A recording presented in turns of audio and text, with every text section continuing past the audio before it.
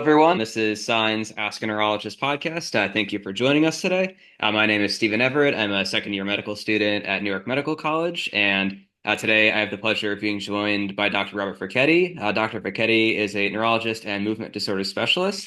Dr. Fekete, thank you for joining us today. Okay, you're welcome. Thank you very much for the invitation. And it's a great pleasure to share some of my ideas and viewpoints with Sign. And we're looking forward to it.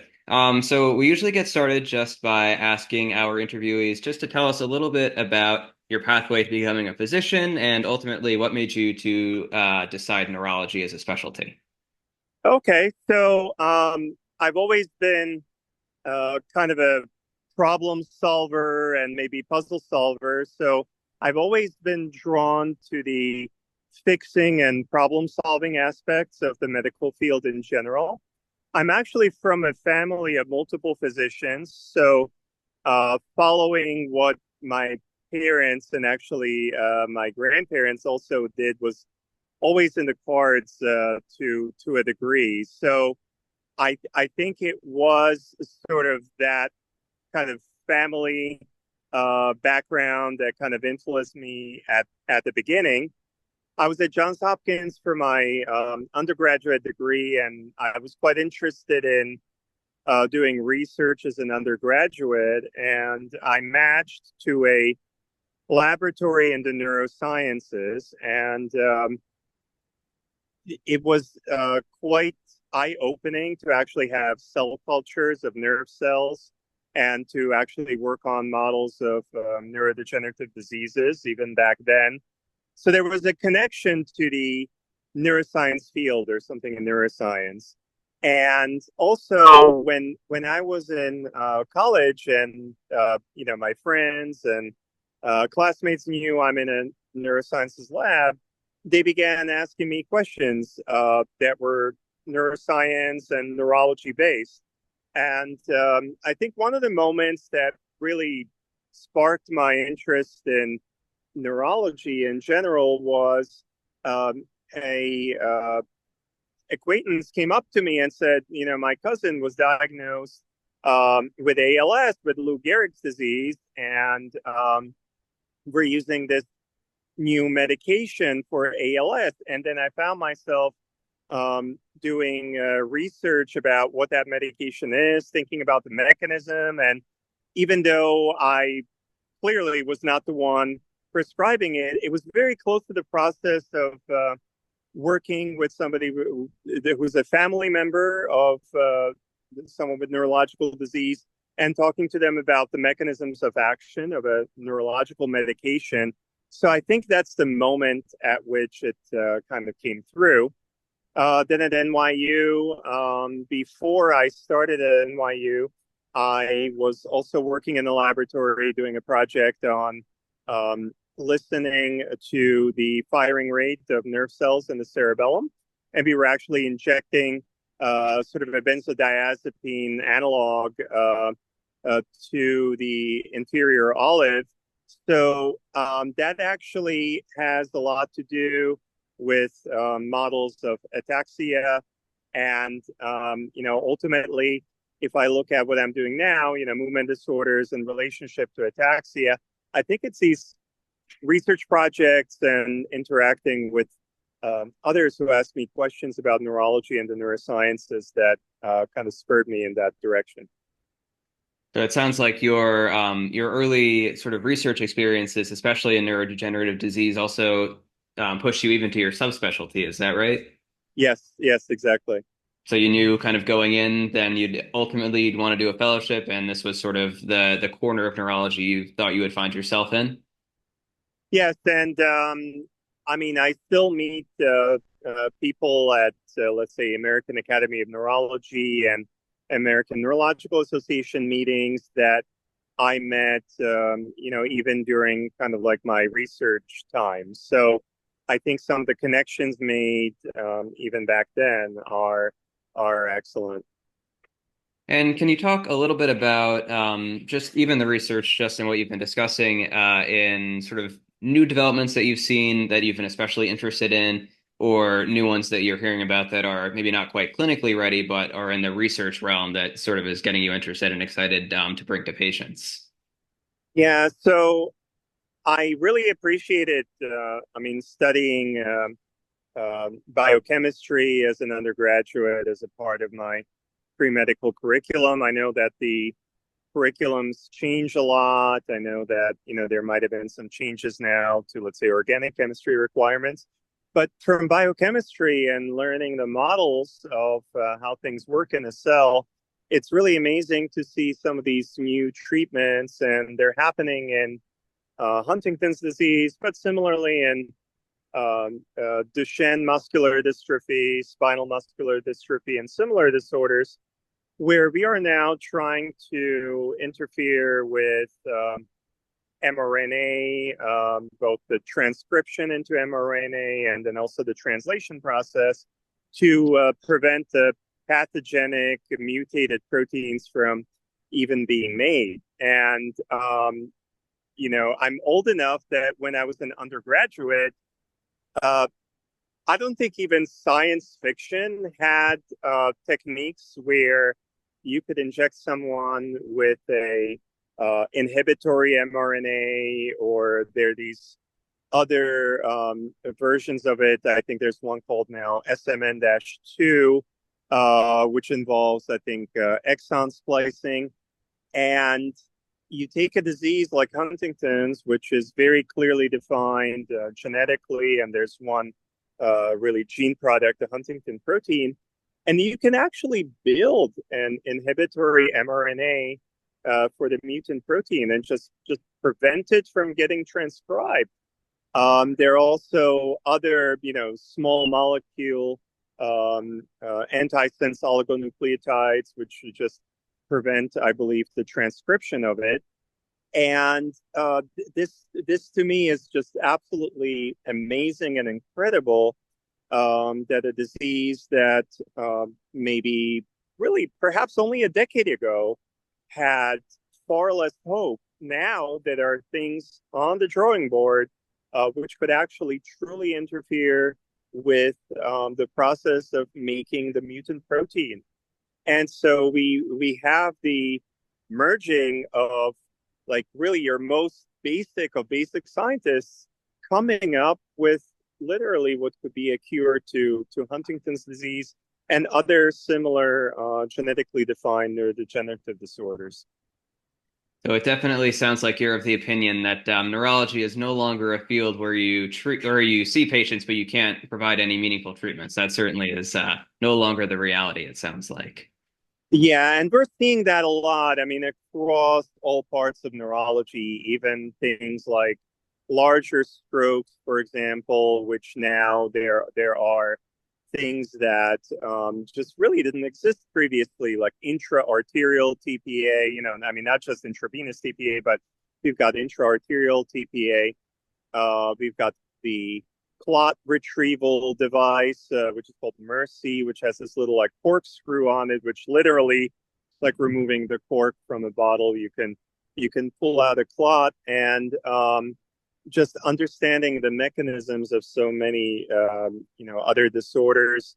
In the world of epilepsy, there are now so many other medications which are quite effective for epilepsy. So the field has grown a lot. Now, that being said, I'm also always rooting for the underdog. There are and always will be a few very rare neurodegenerative disorders for which it might be very difficult to develop a treatment. And, I always envision myself that if I were to ever retire, I would really want to be a champion for those with the rare diseases for which there's so few people out there that it's just not feasible to develop an FDA approved treatment.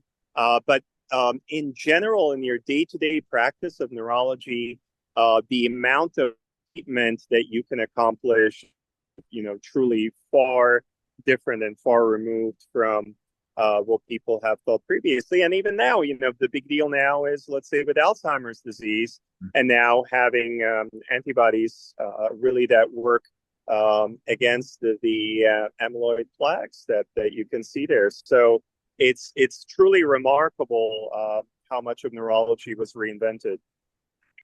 And to that point, just talking about sort of the conditions that you've been mentioning, can you give the listeners just a little bit of an idea of just sort of a broad understanding of the conditions that you treat as a movement disorder specialist and sort of just what a day in your clinic might be like?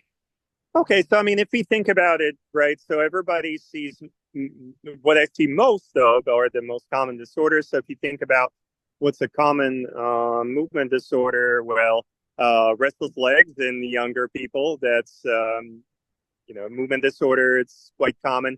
Essential tremor and Parkinson's disease, I think, would be the top three that I see in the outpatient. But being a movement disorder specialist, I actually get a lot of referrals for things that might look like Parkinson's, but are not Parkinson's, the atypical Parkinsonisms.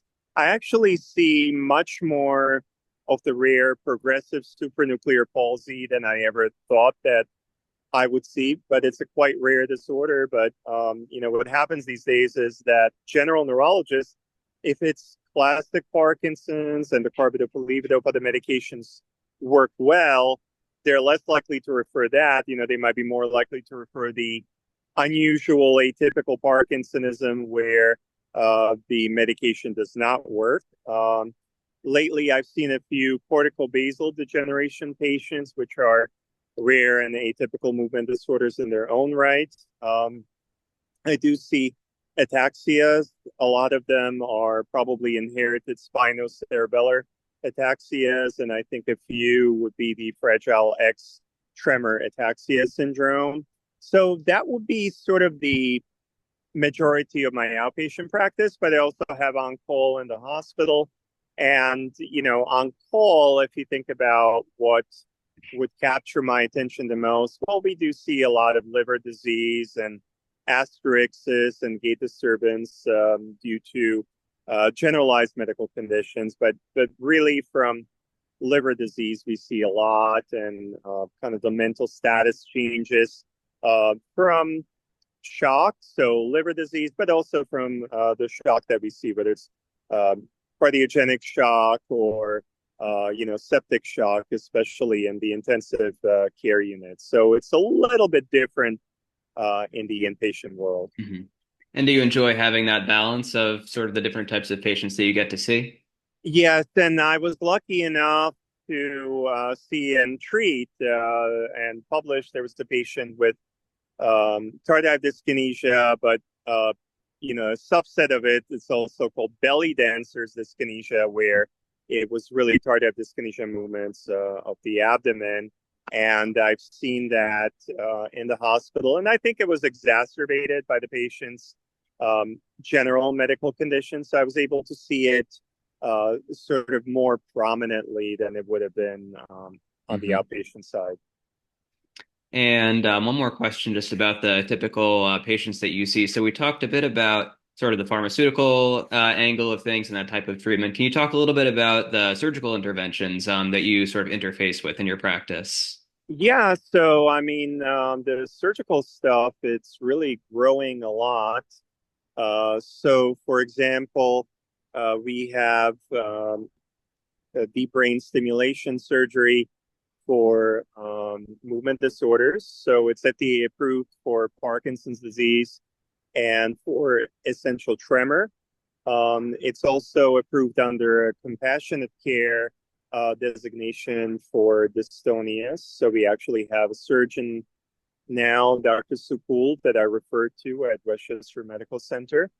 And I've been really delighted to see patients with quite severe tremors, for example, be almost completely treated with deep brain stimulation surgery. DBS surgery also now has an FDA approval for epilepsy that's medication resistant. So anterior nucleus DBS, for example, might be considered in some epilepsy cases as well.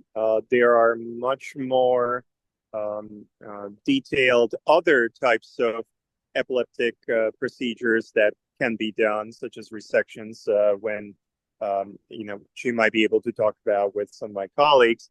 But the extent of help that we can get from DBS surgery has been truly remarkable. Hmm. And how are patients sort of thinking about that when you introduce the idea of a surgery versus pharmaceuticals? It sounds like it's usually you try a number of medications and then that's sort of at that point when you would start talking about DBS. Yes, and so I'm in the parking lot, so I don't know if the Westchester Medical Center helicopter is above me now. It's bringing a patient to the ER, so I'll let it pass. But yeah, I think now it passed. So patients are quite receptive actually to DBS. Now, of course, it might not be something to introduce at the first visit. I think it's something that can really only be discussed within the confines of a therapeutic relationship. But I have a range of patients coming to see me, for example, with essential tremor. And there are patients with mild tremor where we don't even need to discuss it because that's going to go away with medication. But I have some moderate tremor patients who just cannot handle medication therapy. And I have some severe patients where the drug dosing would just be prohibitive. So um, patients are actually quite receptive. I do always try because I mean, with medications, if there's a side effect, well, you stop the medication Hmm. and the problem goes away. So it's less risky. So I always try the medications before I refer, but patients have been much more receptive than even I anticipated to DBS, and that owes to just us having more experience with DBS surgery, and with that, better safety, more sort of visible record out there in the published literature about how well people are doing with DBS. And just in general, DBS now is sort of more convenient. People get these remote controllers where they can actually save multiple settings based on how much relief they need and kind of adjust what they're doing, adjust the degree of stimulation to what's really needed. So, for example, if they're just relaxing at home, they might not need the full-fledged dosage of DBS that they would need if they're doing something small or like woodworking or doing some repairs, holding screwdrivers and things like that, which actually Hmm. do need the tremor control. Hmm. And just transitioning to just a bit more about you and your practice, I just to rewind a little bit to, we're all a bit closer to residency and starting clinical years. So can you talk a little bit about sort of the transition, from residency, attending, fellowship, and sort of how at each stage, I guess, how you were feeling about your training, and then how looking back on it, what you enjoyed most or what you found most difficult about residency training in neurology. Okay, so I mean, probably what I found most difficult about residency training is if any of you and ever visit North Shore Hospital, and I love North Shore Hospital. That's where I trained. I love everyone there, but North Shore's emergency room has three sections which are color coded, and each of those three sections has their own attending, and each of them can call you for consults. So on the first day ever that I was on call at North Shore, my beeper, and I'm back from the days of beeper. Now you get Tiger text, but I was getting beeped continuously from all three parts of that large ER. And I was just sort of running around and seeing patients over there. So I think the most difficult aspect is that when you're on call, you have to work very efficiently and take care of a lot of patients quickly. And it's something that I got used to, but it was a pretty steep learning curve, especially at the beginning of my residency. I loved the independent sort of decision making before I presented to my attending of trying to understand the situation, formulate what's going on, and then present, my formulation, localization, and assessment and treatment plan to my attending. I also I went to NYU and which included Bellevue for my sort of undergraduate, medical education, and that's where I did my sub internship.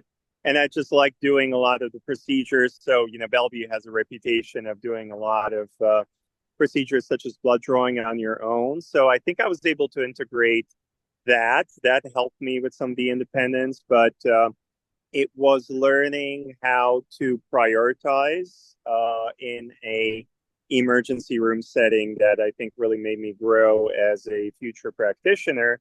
And then, when the going gets tough, those kinds of skills, like how do you act in an emergency setting, almost like how does the military act under, kind of a difficult condition?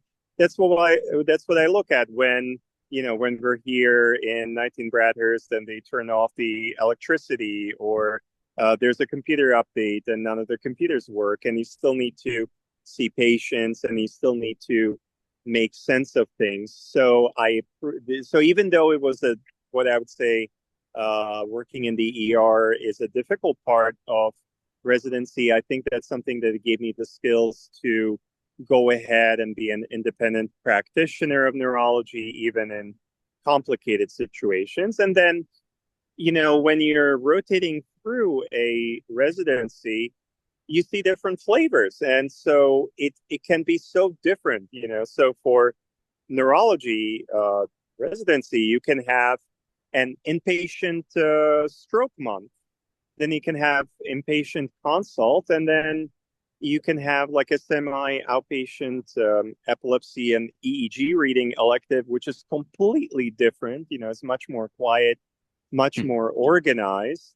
And, movement disorders also is very sort of mostly outpatient and scheduled, not so much of an emergency type of rotation. So I think it's great to have that sort of breadth and diversity of different practice settings, and then choose sort of what you enjoy the most to do for later on. But all of the parts of our field can be sort of more emergent, like working with the stroke team to run and give somebody TPA, or to run and do intra-arterial TPA or clot retrieval, or for stroke, and it can also be stroke prevention or secondary stroke prevention in the outpatient clinic. And they're both Mhm. stroke, but one is much more emergent than the other one. Same thing in epilepsy. You can have the inpatient epilepsy where you have to actively monitor medications, very quickly as you're doing the monitoring, or you can have the outpatient kind of follow-ups, which are more longitudinal and less emergent. So I think the um, breadth of this means that neurology can't really be put into like a box, or like, oh, it's only one way, or like it's only fast paced, or like it's only slow paced. It's really a variety, and I think most practices have a little bit of an interplay between inpatient and outpatient, and I think I like that kind of change of gear and change of scenery to kind of keep things interesting and exciting. Mhm. I was going to ask sort of your favorite part of neurology as a field, but I think you answered that perfectly. And just by saying just the variety that there is in the field, there's so many different avenues to explore. And even as a specialist, you're still able to interface, as you said, with all these other different corners of neurology. So it really gives you a lot of like different areas that you can still kind of keep up with. And I guess one final follow-up question for that is, with the breadth of neurology and how much it's expanded and how many subspecialties there are, do you see any particular challenges sort of in that vein, or just in neurology more generally, that's becoming more prevalent, that's noticeable in your practice, or just challenges that you see that the field is facing right now? Well, I mean, the field is changing. So, for example, now we have neuro hospitalist as a specialty, right? So that has not existed as before, but now there's a neuro hospitalist fellowship, right? So I think with a lot of excitement for neurology subspecialties, there came a need for, let's say, like a general neurology hospitalist, but now that's being solved by the neuro hospitalist fellowship. I think the world will change. So with perhaps more conditions being more effectively treated on the outpatient basis, I'm assuming there'll be more need for, let's say, neurocritical care, or perhaps there might be more physicians in neurocritical care. And my own feeling is that perhaps we'll see some of the inpatient work go more towards outpatient work. If we still do a good job of developing, better and better medicines.